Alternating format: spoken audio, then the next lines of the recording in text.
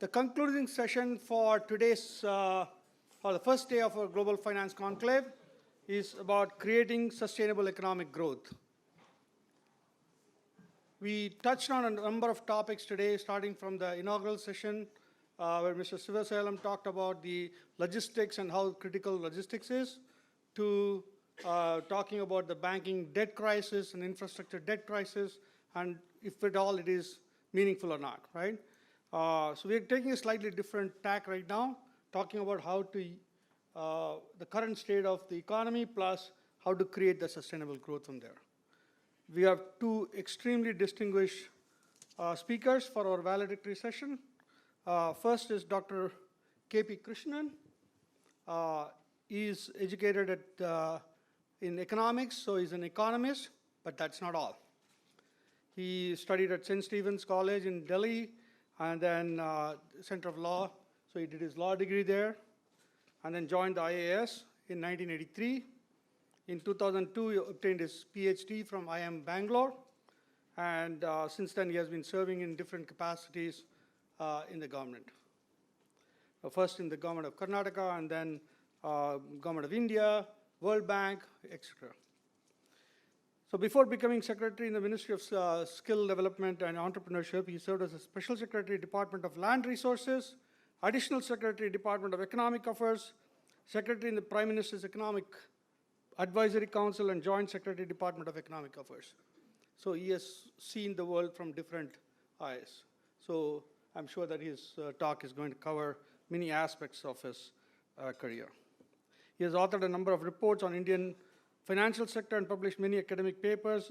In the year 2012, Dr. Krishnan held the BOK Visiting Professorship in Regulation in the University of Pennsylvania Law School, that is UPenn in the US, and then he was conferred the Distinguished Alumni Award at IIM Bangalore as well. If you look at him, you'll know that he is a keen trekker, an avid golfer. I don't know what his handicap is. He doesn't want to talk about his handicap, and also an excellent swimmer. So, Dr. Krishnan, please welcome him. Thank you.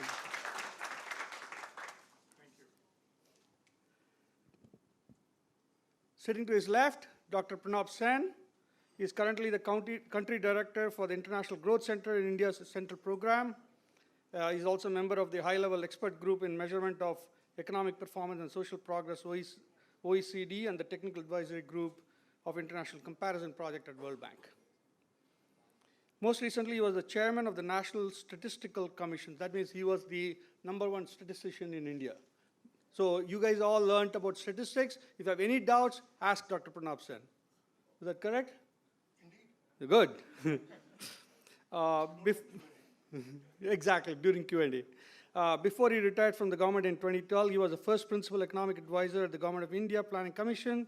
He's also held positions as a chief statistician of India, acting as the functional and technical head of the National Statistical System in India. That's the organization that provides unemployment numbers, your GDP numbers, etc. It verifies and validates those things. So very important figure in the overall government working, right? Dr. Sen received his BA honors in economics from St. Stephen's, so compatriots there from the same alumni, and then MBA and an MA in economics from George Washington University, PhD in economics from Johns Hopkins in Baltimore, and then he specialized in open economy, macroeconomic systems, international economics, public finance, everything that we talked about today in terms of funding and infrastructure funding especially. He worked in Washington, D.C. as a management consultant. He has been doing a lot of pure economics research and then helping out different institutes from an economic research perspective, both in India and abroad.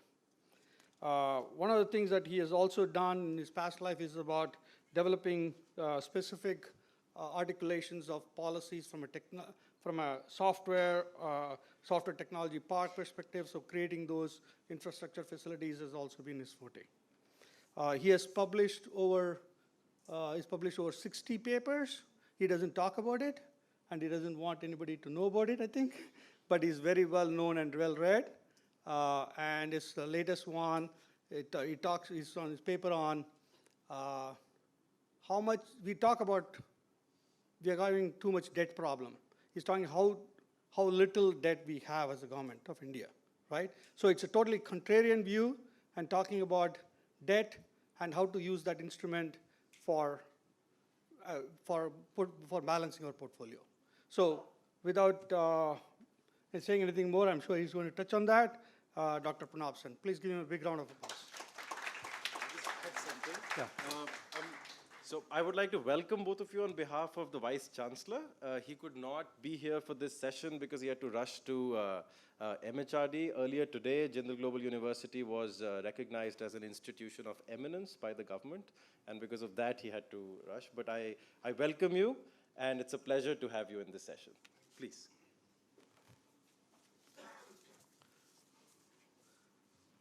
Dr. Krishnan, we would like to welcome you and provide your valedictory address. Thank you. What, 20 minutes? Yes, 20 minutes. Thank you, Professor Ramachandran. And good evening, sir. Good evening, friends. It's truly a pleasure to be here to talk about what will it take us to become a $5 trillion economy. Notwithstanding all the recent serious and not so serious discussions regarding the mathematics of this, I think for students it will be useful to have some idea of the maths involved. A trillion is a million, and it's 1 lakh crore. Since a lot of our GDP is still in lakh crores, it's useful to know that we are talking about a lakh crore when we talk about a trillion, or it's 10 to the power 12, as I think somebody told Sambit Patra recently on television, or 1,000 billion, if you want it in billion. So when you talk about 5 trillion US dollars, assuming a certain rate of exchange, we are talking about 350 trillion rupees. So that's the sort of order of magnitude we are talking about. Currently, our GDP is approximately about 2.9 trillion US dollars. So again, rough sort of back of the envelope calculations, you're talking about a 9% real rate of growth every year to reach 5 trillion by FY25, which is the sort of stated goal. And assuming a 4% sort of inflation, which is now in a sense mandated in the legislative sort of mechanism that regulates RBI's functioning on this, we will assume that the legislative mandate is met. Assuming a 4% inflation, the nominal growth needs to be about approximately 13% odd. The current official estimates are talking about a 7% rate of growth this year, and with that we will reach about 3 trillion in FY20. So, point one, we seriously need to ramp up growth. We're talking about 9% real, about 13% odd nominal to hit this magic number of 5 trillion. Now, let's leave aside numbers and let me try and focus on what will it take us to achieve this. Now, initially I had sort of planned, and which is what I had discussed with Raj as well as Professor Ramachandran, I had decided to speak about the financial sector, but on reflection it occurred to me, having had the good fortune actually of having dealt with all 4 factors of production, land, labor, capital and entrepreneurship formally in my Government of India jobs. I am currently Secretary Skill Development and Entrepreneurship, so it's labor and entrepreneurship. My immediately previous job was Department of Land Resources, and prior to that was Capital Markets. So I thought it will be useful to talk about all 4 factors of production, and given our sort of time constraint, I'll necessarily make it very pointed and brief. Let me start with what I currently deal with, namely skill, and go into entrepreneurship, then into land, and then into capital. The 5 trillion goal will clearly require a lot of new skills. Indians and Indian laborers and workers with a lot of new skills. It will also continue to require a lot of the old skills and a lot of the old skills done in new ways. Now, approximately 5 to 7 million youngsters enter the labor market every year. And I'm on orders of magnitude. There are disputes on the precise number, but 5 to 7 is, I think, about certainly right in terms of order of magnitude. And a majority of them are actually not truly skilled because they've neither undergone any vocational education, and majority, the numbers that I'm talking about, haven't completed high school. So if you talk about the skilling agenda of current numbers, even to meet current challenges, the skilling agenda is huge. And for the 5 trillion economy, clearly the agenda is even bigger. And I think the critical question is, how will this happen? Clearly, there isn't a grand, and there should not be a grand central planner, a strengthened, the erstwhile planning commission in some hugely strengthened and magical form, which can meet this demand and supply of labor, skilled labor, in every vertical and sub-vertical.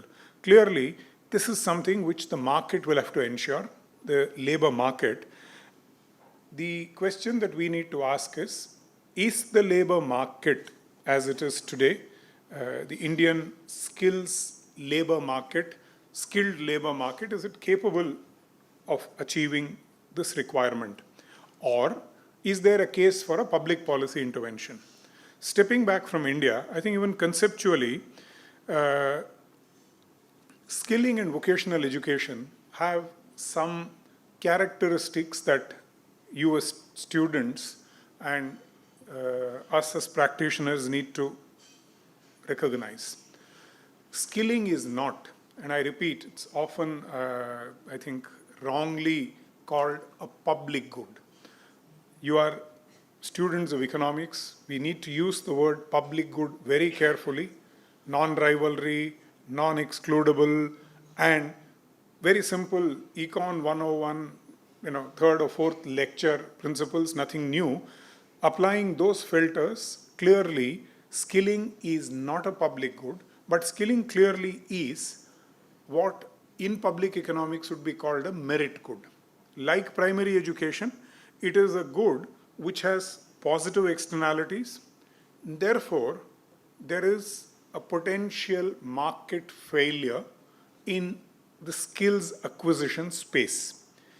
Now, without sort of belaboring the economics part of it further, the immediate implication that we as policymakers will need to deal with is there will be an a priori case for public provision of skills, given that it's a merit good, given that there are positive externalities. But again, mistake two, like calling it public good, very often you will hear from people who are practitioners, people who are theoreticians, immediately rushing to the conclusion, governments therefore need to provide and produce skills. The case is for public provisioning, which means publicly funded provisioning of skills, not necessarily a public production of skills. Now, the primary point of distinction between vocational education, skilling on the one hand, and conventional education that you are undergoing currently, and education that we've undergone, is that the skilling typically is best done at work, in the workplace. So, world over, the countries which are classified as very good in the skilling space are countries where skilling is done at the employer's premises, by the employer, not in labs. So when we're talking about learning by doing, it is not learning by doing in a lab, but learning by doing in a factory. Typically, standard OECD classification of skilling/vocational education compared with conventional education is 70%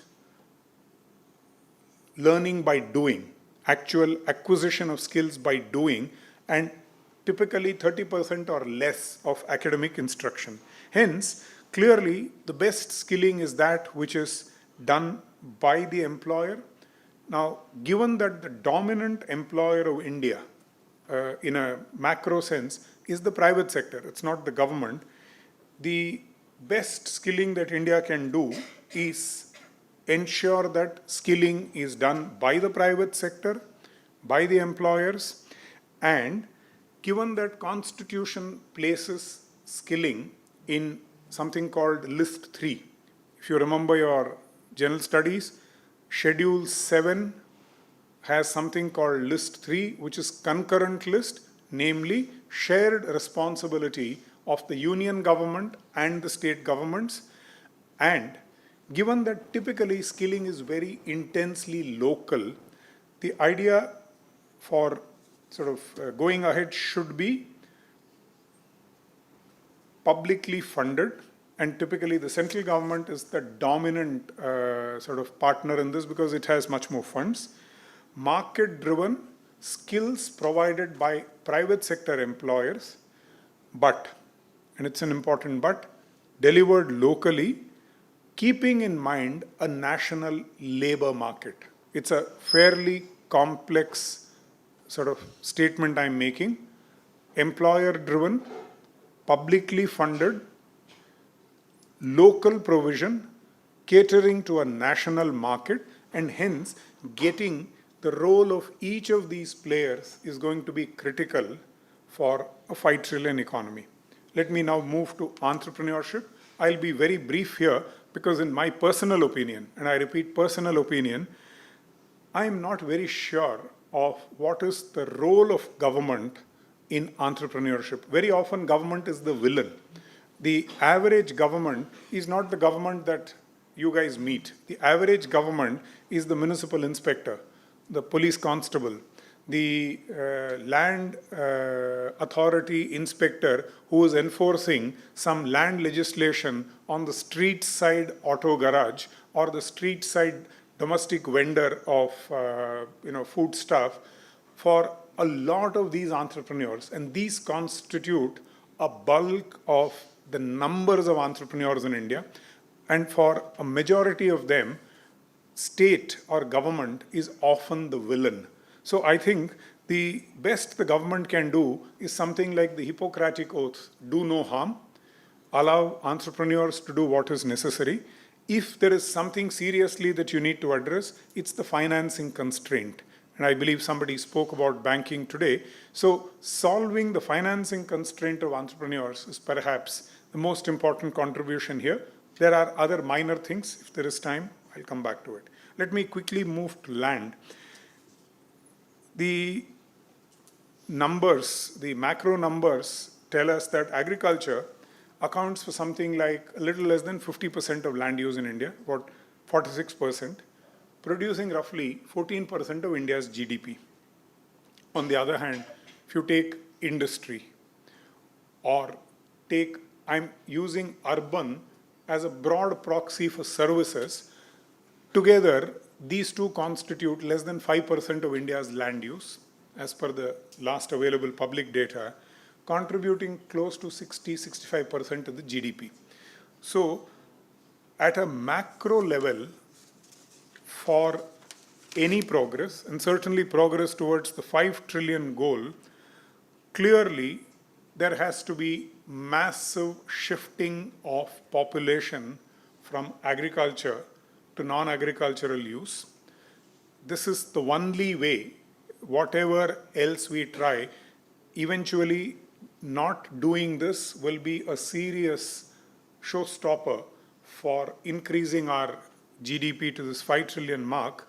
Now, clearly, all of the land required for India's industrial and urban centers will not come from non-fertile, land that is not under agricultural use, a lot of agricultural land will need to be diverted.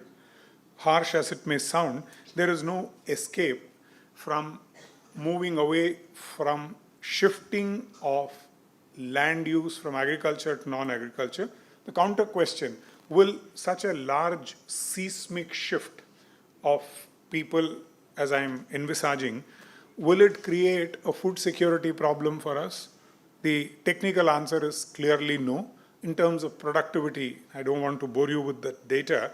Clearly, we have enough land, even after this relocation that I'm talking about, for us to be fed by domestic production. What is stopping us from doing all this? We almost do not have land markets. Land market is a relative sort of non-starter in rural India, very incipient, minimal sort of urban land market. Besides a whole lot of other constraints, the most serious constraint here is the absence of title certification.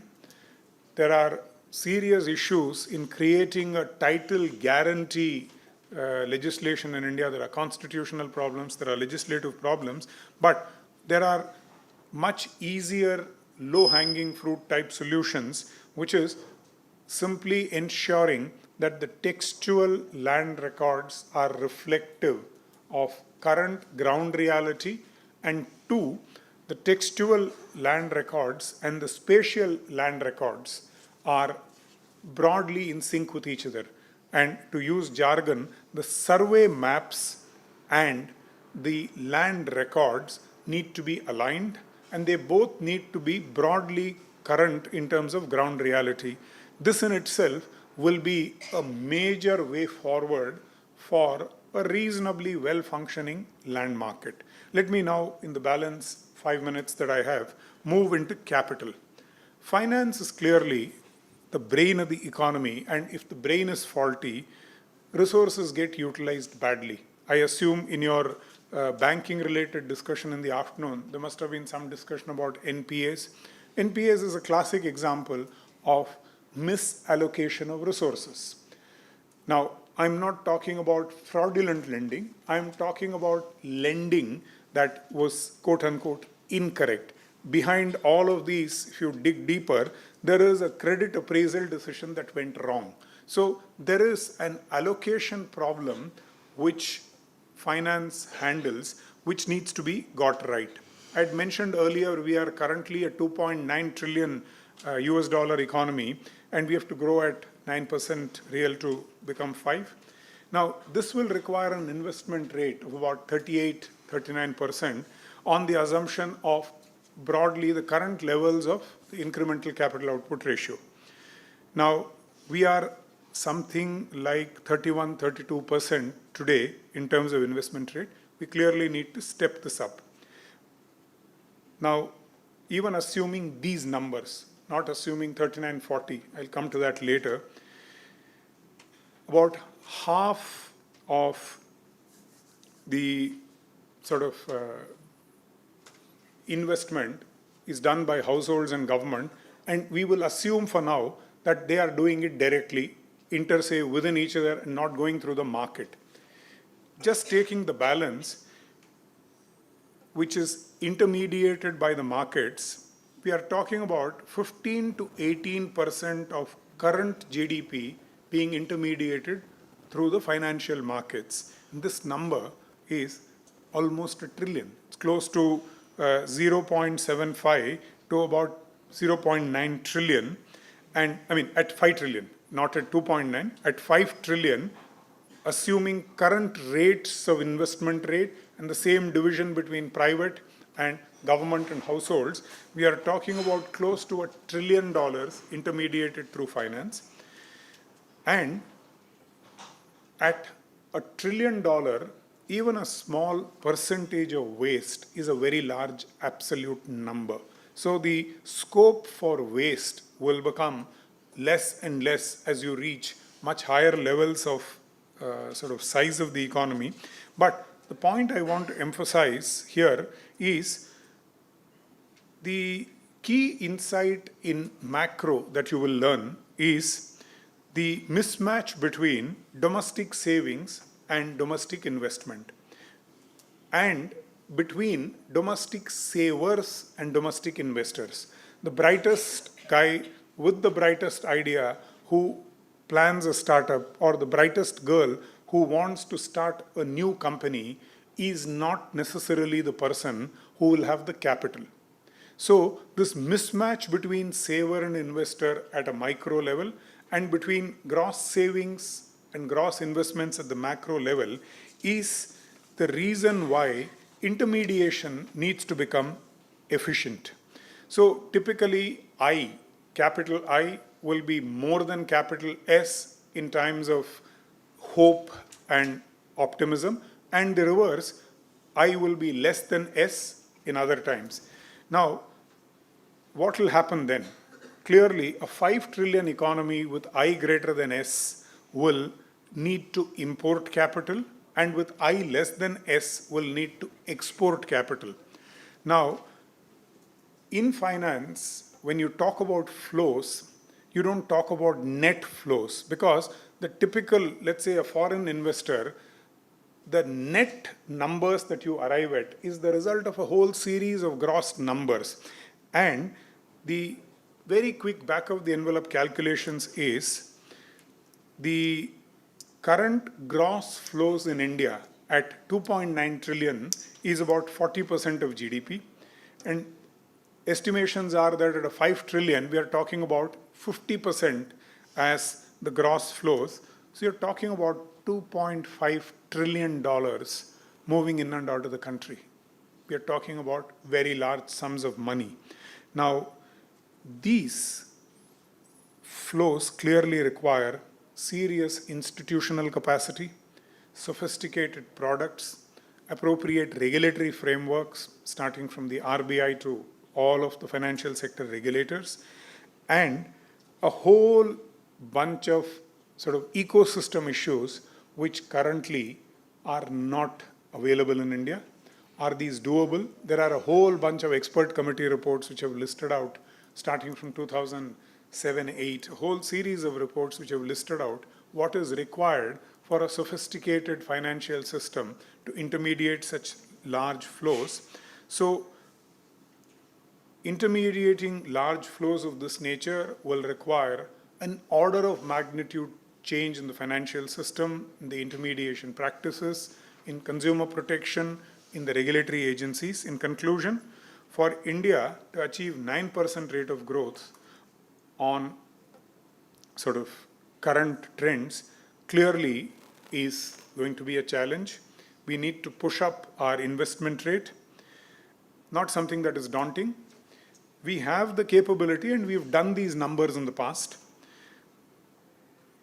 In some moving away only from capital, looking at all 4 factors of production, this will require a lot of deep, liquid, well-functioning markets, but equally, in a sense, apparently paradoxically, such deep, well-functioning liquid markets will also require a very capable, smart state.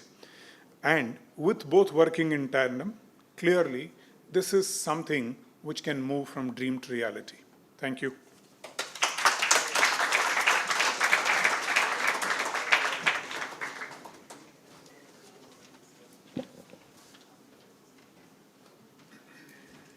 Another round of applause for Dr. Krishnan. Dr. Pranab Sen, can you please come and deliver your address? Looking forward to that.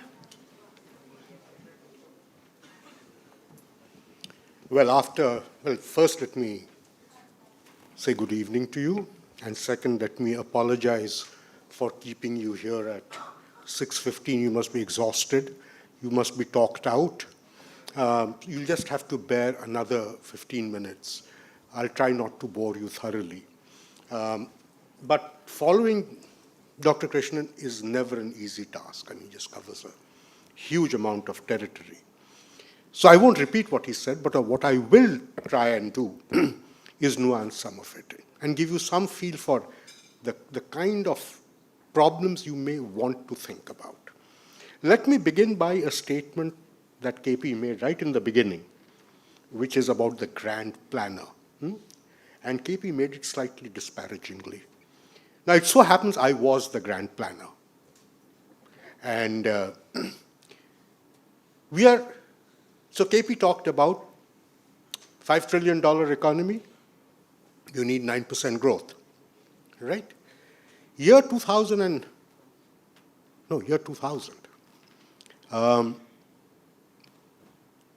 our Prime Minister was Atal Bihari Vajpayee ji. He set us a target in the Planning Commission saying, I want the per capita income of India doubled in 10 years. This required the GDP to grow not at 9%, but it required it to grow at an average of 7.5%. Now, in the year 2000, the Indian economy was in serious, serious trouble. We were operating at that time at 4.5% growth. So if you look at the difference between 4.5% and 7.5%, it is roughly similar, maybe larger than the current gap that KP talked about. We realized very early, and this is not rocket science, there was no way we were going to get to 7.5% next year. It is not going to happen.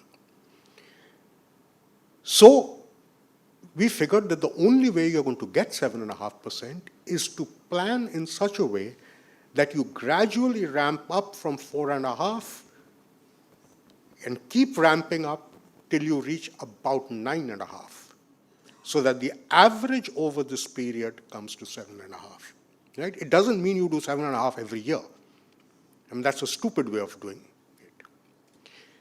Now, in a sense, we achieved this because the process started in 2002, and by 2006, we had hit 9%, 2007, we had hit 9.5%. We were there. The problem, of course, and now this is something that, people don't talk about, or when they do talk about it, quite often they don't know what they're talking about, is as a country in India, we never had remotely understood the concept of a business cycle. Now, all of you guys are in the business and finance field. Business cycles are something that should come naturally to you, right? What do business cycles do? Business cycle means that you have a core growth, which is a long-term growth potential of the economy, and the business cycle takes you above and below that over time, so that you average it out. So it's a little bit like KP's 9% target. It's an average, okay? So what should we be thinking about? Can we actually do a 9% plan and hope to get away with it? And the answer is no, you can't. Because whether you like it or not, whether the government likes it or not, you're going to get business cycles. There'll be times when you will not be at 9%, you're going to be at 6.5%, 7%. You'd better plan that at its peak, you should be operating at 10.5%, 11%. But that just shouldn't then give you the confidence to say, hey, I've done 10.5 or 11% this year, we can do it forever. It's not going to happen. Okay? 38, 39% investment rate KP talked about. That's going to give you actually 9%. Not going to give you more than that. But you're not going to get 9. You're going to have a year when you see 11%, and then you get overexcited and say, I can do 11% forever. But that's not sustainable. The sustainable at 38% is 9%. So when we are talking about sustainability, we are not talking about year-on-year growth rates. Please keep this in mind. What we are talking about is a longer-term process, which is the capacity of the economy, right? Now, on this, the capital part of it is very straightforward. And KP is absolutely right. My calculations would come to roughly the same, which is about 38%. Which, by the way, is significantly less than what China was investing when it was growing at 9.5%.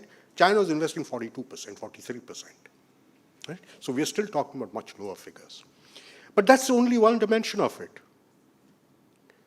The critical dimension for which we have no estimate whatsoever is entrepreneurship. Growth does not come by itself.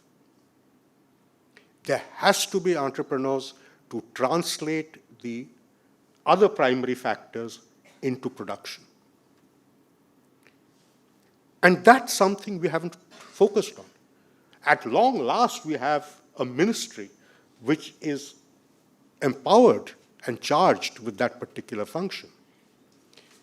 But I strongly suspect that the ministry, including the secretary to the ministry, is fairly clueless as to how to go about it. And he pretty much said so himself when he said the government has practically no role in creating entrepreneurs. All it can do is support them.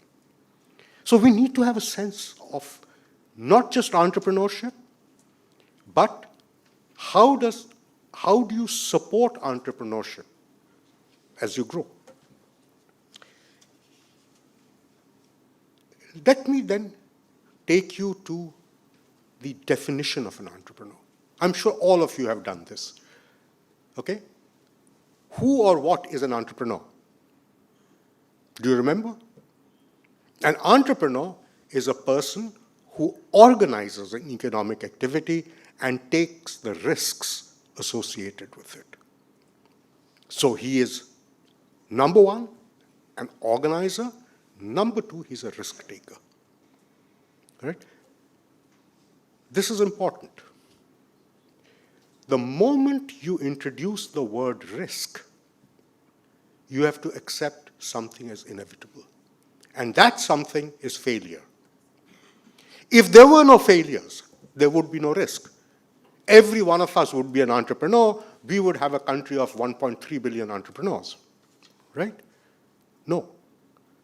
It is because of failure that an entrepreneur is differentiated from the rest of us. But when you recognize risk and therefore you recognize failure, it leads you to another inevitable conclusion, which is companies will come into existence, companies will fail, companies will not be able to pay back the loans they have taken. So when you talk about non-performing assets and get terribly worked up about it, the fact of the matter is that if you have a country without a non-performing assets, you have a country that is not growing. That is the stability of debt. Growth involves taking risks. Risks involve failure. Failure involves the inability to pay back and therefore NPAs. The real question, and this is something that we do not discuss enough, what is an acceptable level of NPAs? We tend to club all NPAs together and say NPAs are bad, terrible things to happen. Right? No, it isn't. If there were no NPAs, no bank would ever give us 1 paisa in interest. So the real question that we need to ask in terms of sustainability is what should be the rate at which NPAs exist in the system? Problem is one doesn't hear this discourse at all. I mean, you certainly don't hear it in government. You don't hear very much of it. RBI doesn't talk too much about it. But oddly enough, neither do business schools. And that's what we really need to ask. That if you are going to be an entrepreneur-driven economy rather than a public sector-driven economy, you're going to have NPAs. What is the acceptable level?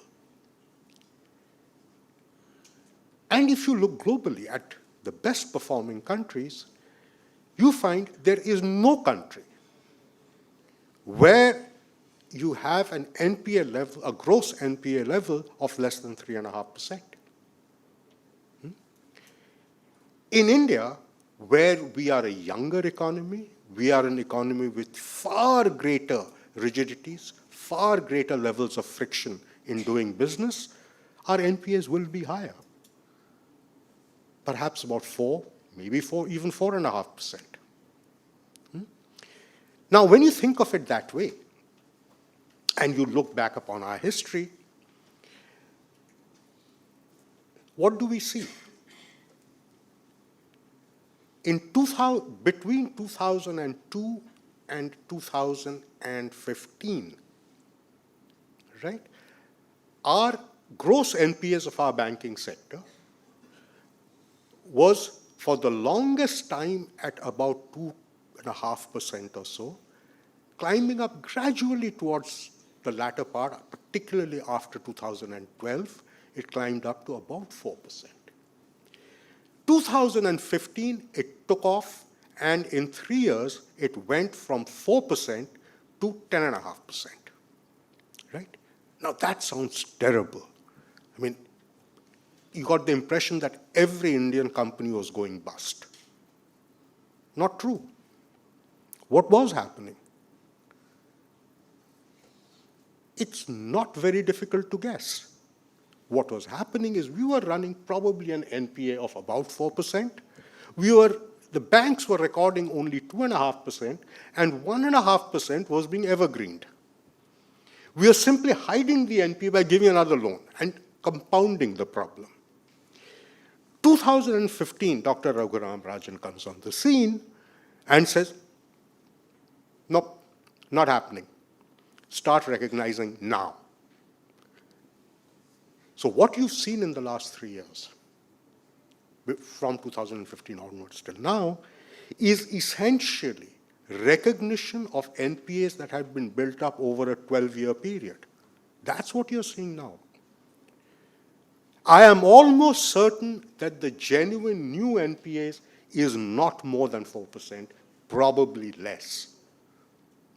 So the problem is not failure of entrepreneurship in India. The problem now is that what you have is an accumulated problem that's come from bad incentive systems in our banking world, which incentivized bankers to hide NPAs and evergreen them. But the consequences of that, we are feeling today, you are feeling today, which is that now all of this has bunched together and the banks are frozen up. Because NPA levels of 10.5%, 11% really make it very, very, very difficult for banks to get back into some semblance of profitability. So when we talk about sustainability, it is very important not to allow such things to develop. Because then you are firstly in a fool's paradise for the longest time and you think everything is going peachy. And then when it hits you, you nosedive, as we are nosediving now. So when we are talking about sustainability, we are really talking about having systems in place where truth is recognized today and not day after tomorrow. That's the only way you will be able to maintain a stable rate of growth. Let me then take another dimension which KP talked about. And this is, again, I think, an important issue. KP talked about skilling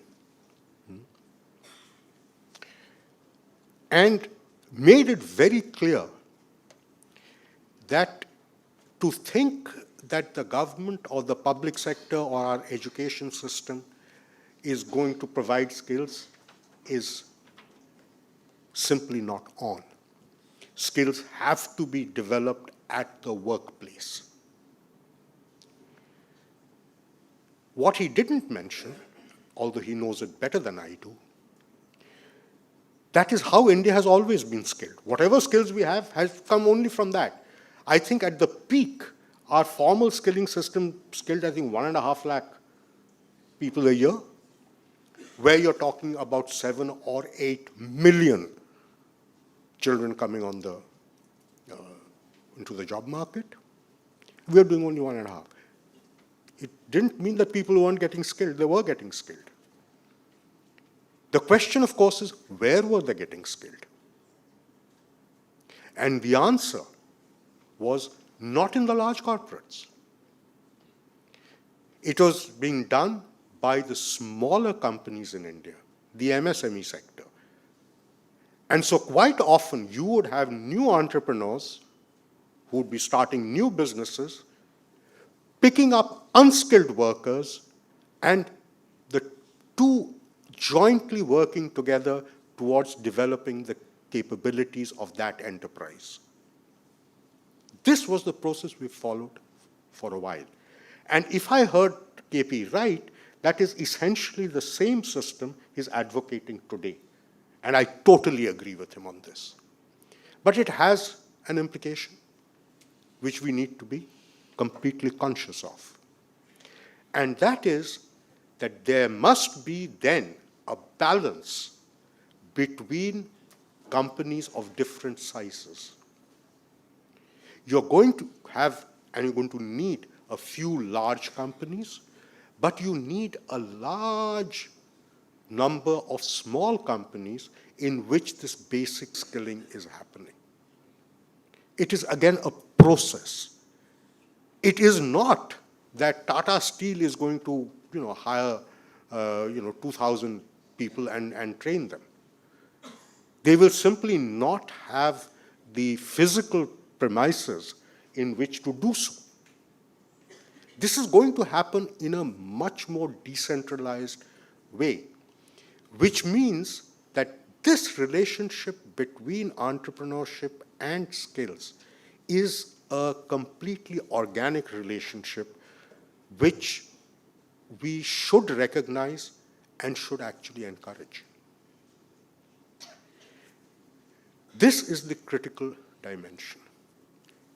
But this is where the other question comes up, which is that if you think of the story I'm trying to tell, I am saying new entrepreneurs coming in and hiring new labor and skilling them. That requires one really critical precondition.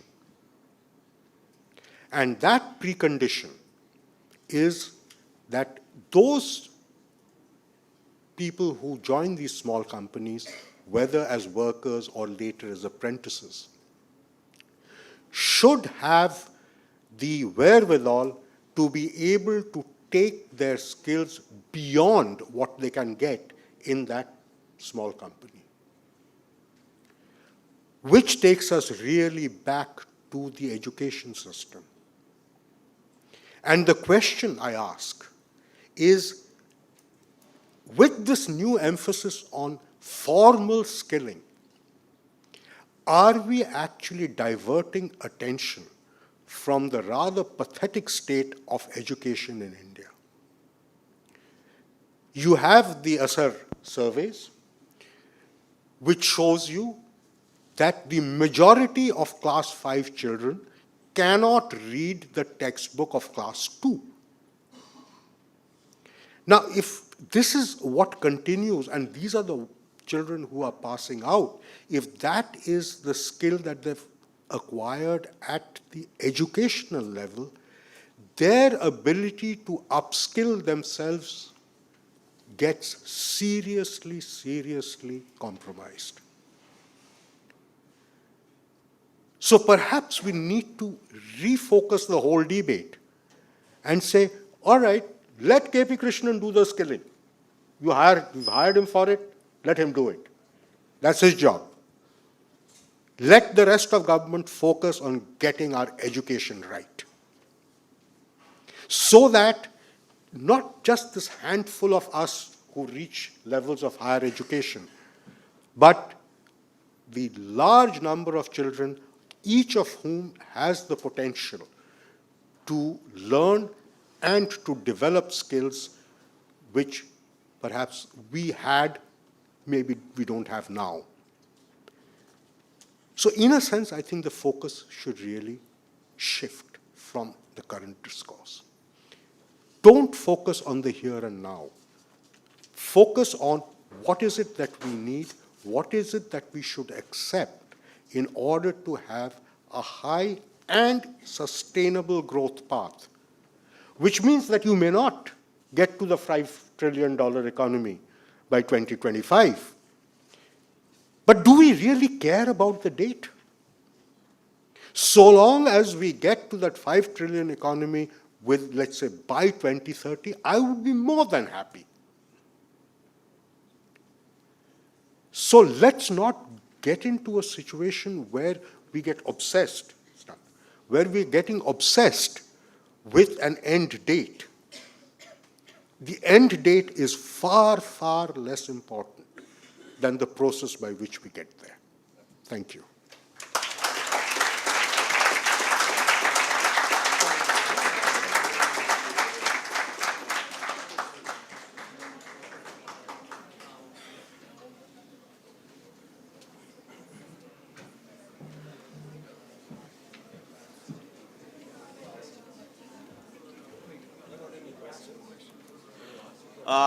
Do you have any questions for Dr. Sen and Dr. Krishnan? Yes, Ashish.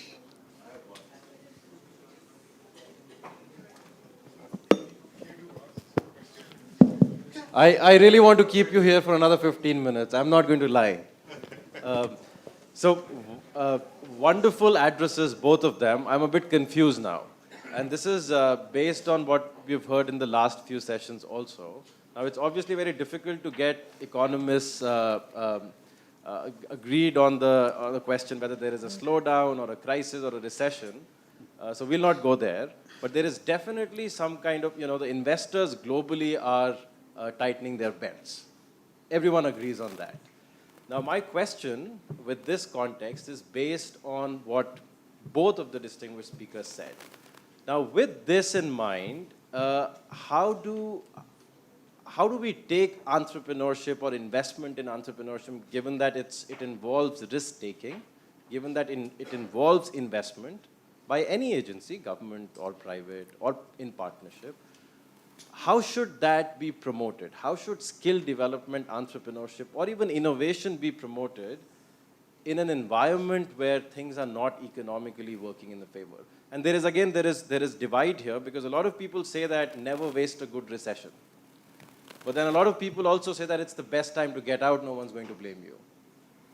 So how do we address that?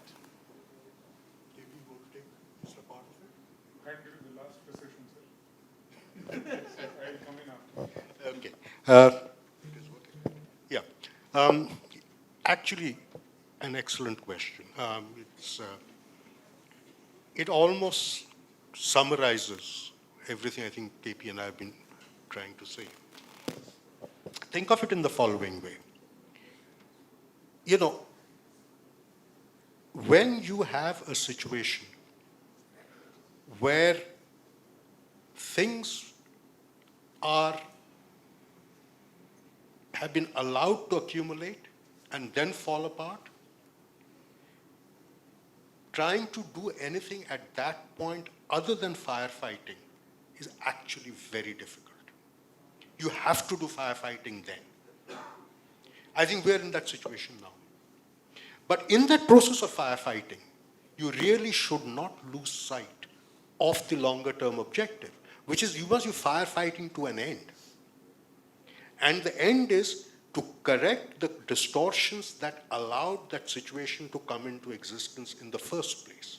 Because every crisis is really a finger being pointed at a structural flaw in the way we have been doing things in the past. And in any evolutionary process, each of these crises should actually be taken as a learning experience and fixing things and not repeating those same problems over and over again. That is the discussion and discourse we must have. So when you ask the question about entrepreneurs, right, everybody agrees, I think everybody here agrees, that the Insolvency and Bankruptcy Code is a great thing, right? Everybody agrees on this? Now, if you do agree, has it occurred to you that the exact same provisions should be made available to the small entrepreneur? What happens today? When a small entrepreneur goes bust, as he will go bust, he becomes, quote unquote, an NPA and is promptly put on the civil listing. His name goes up in the civil list. He is then never eligible for another loan. You have killed that entrepreneur. What does a bankruptcy procedure do? It cleans that up and you start with on a new slate altogether. That's how you, so bankruptcy is something which in the West has evolved to a point that if I am a small businessman, I am allowed to approach the appropriate authority and say, I cannot meet my liabilities, I am bankrupt, please institute bankruptcy proceedings against me. So that he can start again, take the new initiatives, the new risks.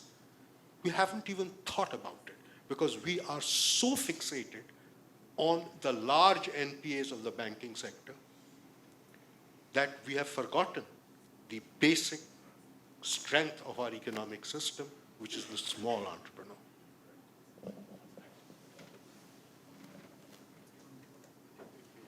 Very briefly,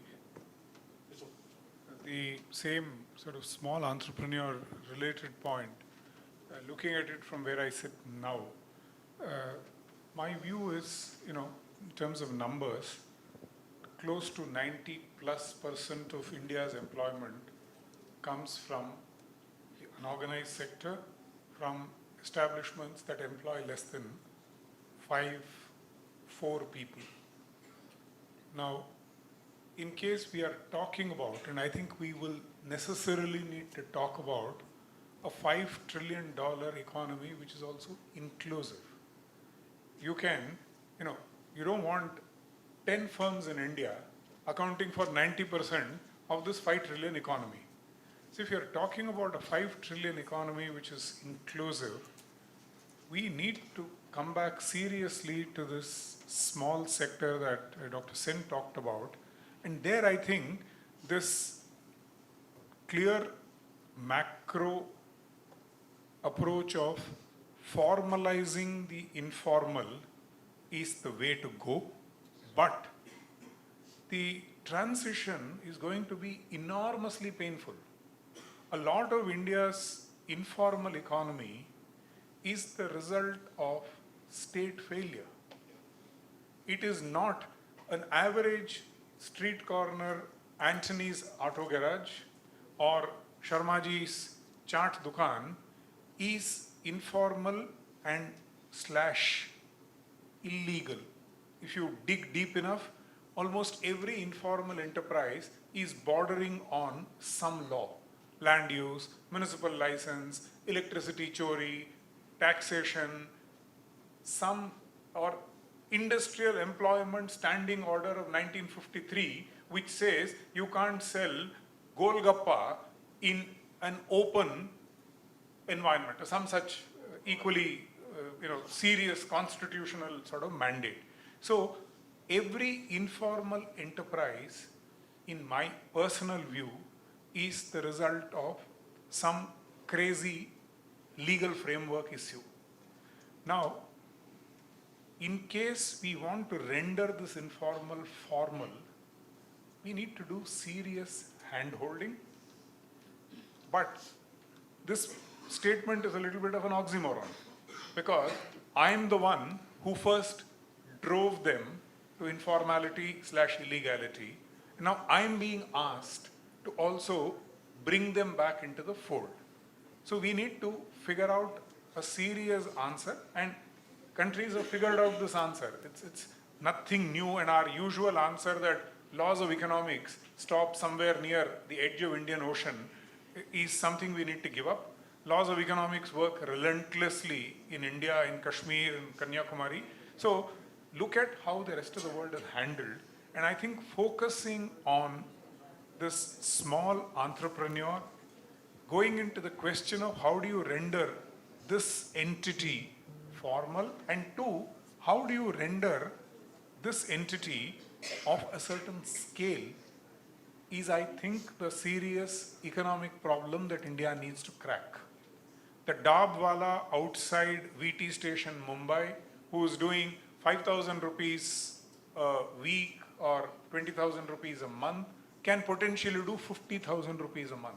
And we didn't have time, some later point in time if there is interest, business development services, exact equivalent of a barefoot McKinsey for the pan ka dukan, is the answer. Because the ability of this guy to scale, innovate, survive is enormous. But we don't have a model. If Infosys at current levels of economy needs a McKinsey every 3 years, this guy surely needs a McKinsey, and an even smarter McKinsey. But this is not something we've ever focused on. So my broad macro answer is very clear in my mind. Translating this macro answer into delivery locally in Karbi Anglong, in Vijayawada, and in Shadra is the serious challenge. And therefore, decentralize, figure out ways, because this can't be done by the federal government. The union government can put in place a framework. Enormously localized delivery is, I think, the way forward.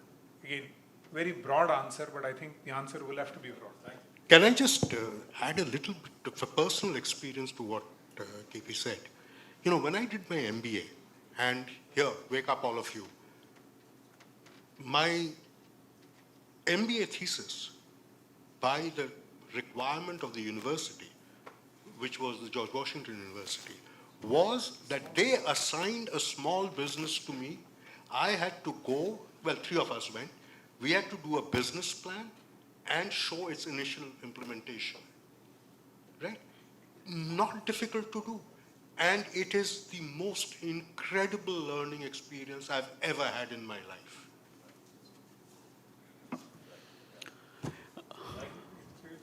Does anyone have any other question? So with this, I think we'll have to stop. I can see many fidgety young people here.